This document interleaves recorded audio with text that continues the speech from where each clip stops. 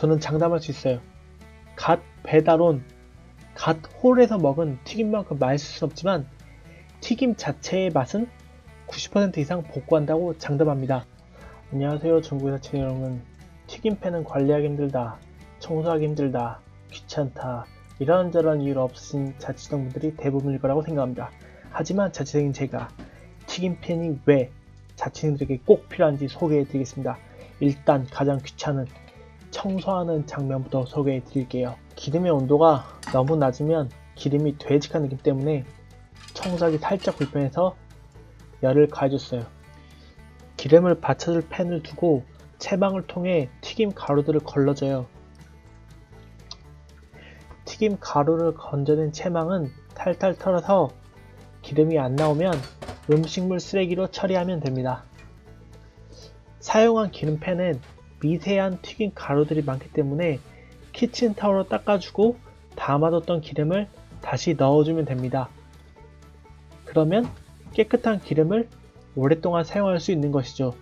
가장 중요한 건 저도 고무장갑 끼고 해야 되는데 깜빡했어요. 여러분들은 안전을 위해서 꼭 고무장갑을 착용하고 청소해주세요. 이 작업은 매번 해줘야 되는 거 아니고 튀김팬을 사용한 뒤 너무 지저분할 때 한 번씩 해주시면 돼요. 그러면 깨끗한 기름을 더 오랫동안 사용할 수 있는 것이죠. 한 번 튀기고 버리는 거 아니에요. 관리를 해주면서 상태를 보고 필요할 때마다 계속 사용하시면 돼요. 자, 이제 자취생 여러분들이 튀김팬이 무조건 필요한 이유에 대해 설명해 드리겠습니다. 여러분들 프라이드 치킨, 탕수육 드시고 남는 경우 많을 거예요. 남으면 어떻게 드시나요? 전자레인지에 돌려서 혹은 뭐뭐를 활용한 요리.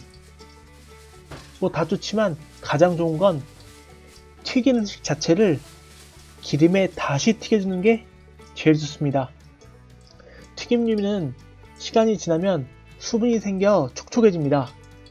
제가 어제 먹고 남은 탕수육을 예시로 보여드리겠습니다. 하루가 지난 튀김은 다시 파삭파삭해지려면 무조건 다시 튀겨줘야 됩니다. 이미 다 익혀서 나온 음식들이기에 겉에 있는 수분을 날려주고 다시 파삭파삭해지게 해준다 할 정도로만 튀겨주면 돼요. 여기서 한 가지 궁금증이 생길 거예요. 튀김은 180도에 튀겨야 된다던데 온도가 낮을 때 넣으면 어떡해요? 음식 다시 망하는 거 아닌가요? 생각할 수 있는데요. 기름솥 위에 손바닥을 올려서 뜨거운 열기가 올라온다. 그때 넣으시면 됩니다. 저희가 생 반죽이 묻어있는 음식을 튀김으로 하는 게 아니라 이미 다 익힌 음식에 수분을 날려줄 정도로 익히는 것이기 때문에 180도로 할 필요 없이 내 감을 믿고 손바닥에 뜨거운 열기를 확인한 채 넣어주시면 돼요.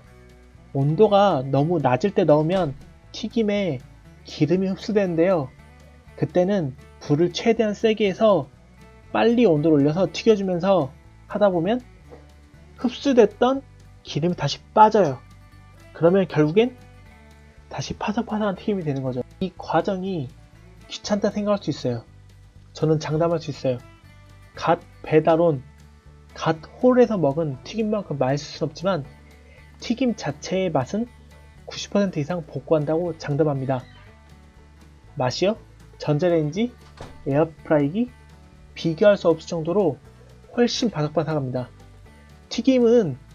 눅눅해진 튀김은 뜨거운 기름에 다시 튀겨줘야 제일 맛있어요.